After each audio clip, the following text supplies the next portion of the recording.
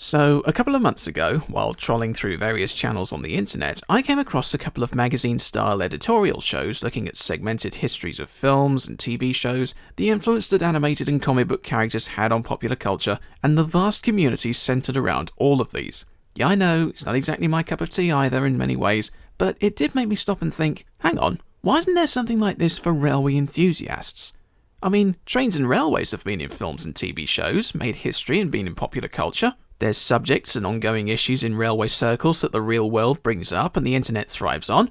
And there's several magazines who highlight some of these subjects, but are still coming to terms with the digital revolution. As such, none of them have editorial outlets in video form on the internet. Yet. So this idea gives us the excuse to talk about more than just steam locomotives. It ranges from a chance to analyse books, films and TV shows featuring trains, to chewing the fat over ongoing topical and historical subjects within railway circles and industries. But mostly to analyse books, films and TV shows featuring trains. Don't panic, Train Now Starring might return one day, but this allows us to go more nitty-gritty and analytical instead of just ripping off Conversation Street. Now, looking at the style of cutaways and low-spec pop art so far, I'm sure some of you may think that I'm just trying to rip off Jim Sterling, Movie Bob or Ben Croshaw in my approach. And I'm sure there's even more of you who have no idea who those people are because you tend not to surf those parts of the internet. But I thought of trying this out because I find their use of visual gags and pop culture referencing effective, engaging, in some cases a little constructive, and above all, fun. I mean, the Bash Mash have the right idea about using messroom satire to hit the nail on the head. Why shouldn't anyone else have a stab at it? You don't know until you've tried it and all that stuff. There may be things that some people don't agree with in this show, there may be things nobody wants to hear, but it seems a lot of situations in the railfan community are at least worth highlighting and talking about, regardless of how subjective they are. Now there are those who think that you're not entitled to talk about such things unless you're a professional journalist working for an industry-leading magazine, but they're usually the people who say this sort of thing to professional journalists working for industry-leading magazines, and then just proceed to talk about it themselves. That being said, if the subject turns out to be a political one, I'm leaving it alone. Until Southern Rail appear in the news again. The bottom line is, this idea is intended to get people talking while trying to be a bit of fun. So if anyone takes anything massively to heart, it's far from intentional. But we'll see how it goes if people like it or not. To sum this idea up, an individual railway enthusiast discussing subjective topics on the internet. What could possibly go wrong? So, pitch over, and welcome to the first edition of Gauge the Issue.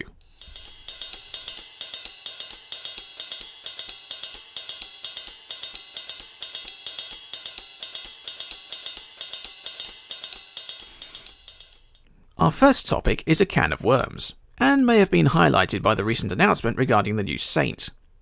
Liveries. There's too much BR Black, is what keeps echoing whenever this topic comes up, and yeah, there may be the makings of a reasonable point. BR Black and BR Brunswick Green are common liveries these days, be it on the main line or Heritage Railway Circuit. According to the UK Locomotive Heritage database, there were 125 standard gauge XBR steam locos in operation on Britain's railways in 2016. This is excluding industrial and narrow gauge machines for a moment. Now, how many of these ran in BR colours at some point in that year? 87. Give or take a few. Now, that's not a straight up bad thing. Both of those liveries can look very smart, especially when the paint is fresh, and the efforts put in by all those hard-working volunteers deserve praise and thanks. After all, they don't have to give up their free time for all the thankless armchairs out there. Part of the reason these liveries are so common could be down to familiarity. Those who have been in a position to have a choice on the matter have sometimes been those who remember the days when every steam engine was black or green, or once in a while red, and at a very hard push, blue.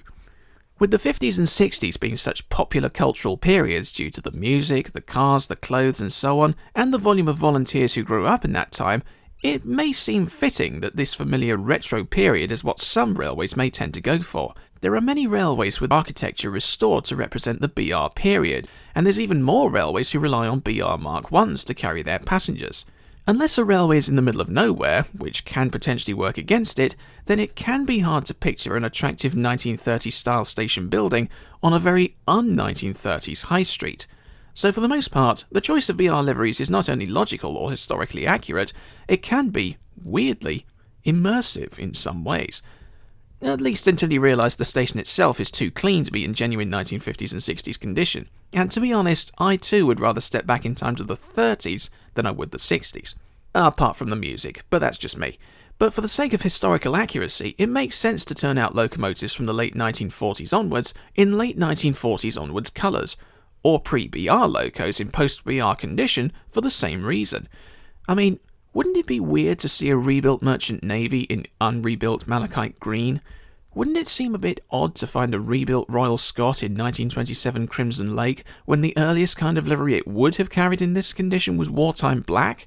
People got miffed with Flying Scotsman being in 1950s condition with her 1920s apple green dress. Even City of Truro, a machine that was withdrawn in 1931, was seen wearing BR black for a quick joke in 1985. No, this isn't someone messing around with Photoshop, this did happen. Albeit 32 years ago and only on one half of the engine, and it pissed a ton of people off. Most of these engines didn't carry pre-war colours in post-war BR days, so in some circumstances it makes perfect sense to have them in post-war liveries. It's all in the name of preserving something for historical accuracy. But a similar argument could be made for pre-war, pre-grouping and even Victorian locomotives. Anything from before 1948 in BR lined black or green can look subjective to say the least. The Caledonian McIntosh Goods No. 828 has been one of 2 engines to run in Caledonian blue since the 1990s, and I'll wager she turned more heads at the Severn Valley Railway in 2011 and 12 for wearing blue instead of black. Look at all that lining and lettering. It's beautiful. She looked so distinctive that people were saying she practically stole the show from Tornado that year. And this was before people were getting bored of Tornado.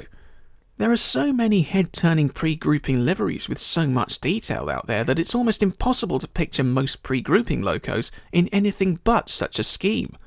With some exceptions, and sometimes those exceptions can be favourable. SECRP tank No. 323 carried the usual arrays of SECR and Southern Greens, followed by BR Black when she was in service.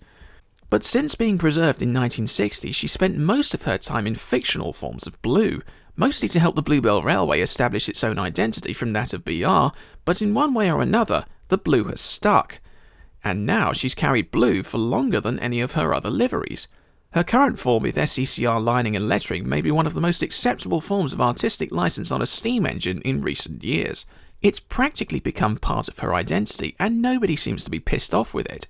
On the subject of identities, Princess Elizabeth may be one of the most distinctive steam engines on the mainline circuit ever. Ever since she returned to service in preservation in the 1970s, she's always carried the same LMS Crimson Lake livery with yellow typography and silver smokebox fixtures. It's a beautiful scheme. I know there's been other red LMS engines on the main line, but this livery seems to have become part of Lizzie's identity, in the same way that Garter Blue has become part of Mallard's identity. There's even some that were completely historically inaccurate, but got people talking as a result. On the Lakeside and Haverthwaite Railway, LMS Fairburn Tank No. 42085 has normally carried BR Black since she was built in 1951, so it only makes sense. So, what did she wear for a brief period in the 1970s? Caledonian Railway Blue. She never wore it in service, so what was the owner's reason for this? Well, it's believed to be personal preference, as there are literally people out there who are like that, but maybe that's not such a bad thing. Even though it's a colour that the engine never wore in service, it did at least get people talking. You know what they say, any publicity is good publicity. And at the end of the day, it's up to the owner to decide what to do with the engine.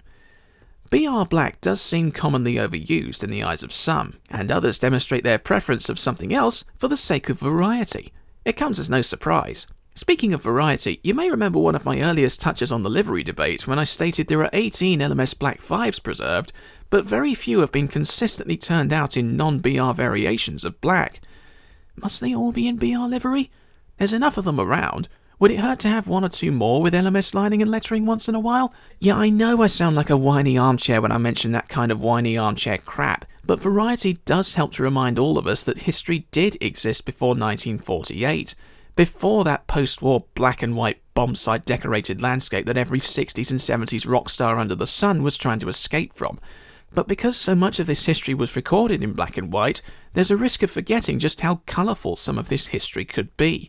On top of that, there will eventually come a time when the generation who remember BR days will pass on in the same way those who remember Queen Victoria have all passed on now. So when that happens, who's going to be left? Are we going to have a generation of people who say Keighley should repaint their locos in their early preservation colours because that's how people remember them? Interesting thought, but if that's the only case that continues to circulate, who knows where it might end? When it's all said and done, the great livery debate may never cease. There are some engines where BR makes perfect sense, and others where there's room for variety. There's always some who prefer BR over pre-grouping, and vice versa. It's always going to be swings and roundabouts, it's always going to be subjective, and at the end of the day, it's up to the owners to decide what they're going to do with their locos, as it should be. But as time goes by, maybe it wouldn't hurt for some of us to see more colour in a more colourful world to remind us that history had more colourful times. Because if railway preservation has taught us anything, it's that the impossible has a price tag, but can still be done. If you agree, disagree, or just want an excuse to distract yourself from your day job, feel free to have your say on the matter in the comments below. Or in the pub, whichever takes your fancy. Mine's a pint of Spitfire. I'm Chris, and I'm here to gauge the issue.